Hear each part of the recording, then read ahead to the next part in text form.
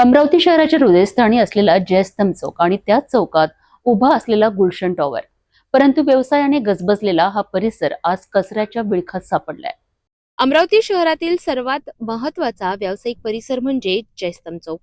याच परिसरात असलेला गुलशन टॉवर, जिथे दिवसाला हजारो लोकांची वर्दळ असते. इथे 3 ते 4 बँका, 4 ते 5 कोचिंग क्लासेस आणि तब्बल 300 पेक्षा अधिक दुकाने कार्यरत आहेत. पण एवढ्या महत्त्वाच्या परिसरात आज कचऱ्याचं साम्राज्य पसरल्याचं चित्र समोर आलंय.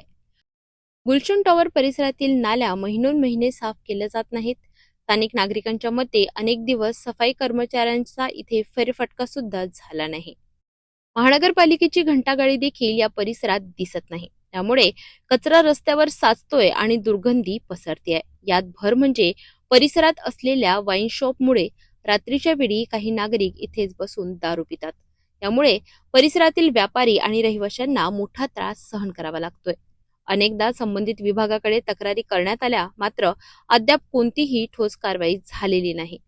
प्रश्न असा आहे की शहराच्या मध्यवर्ती ठिकाणालाच जर अशी अवस्था असेल तर बाकीच्या भागांचं काय?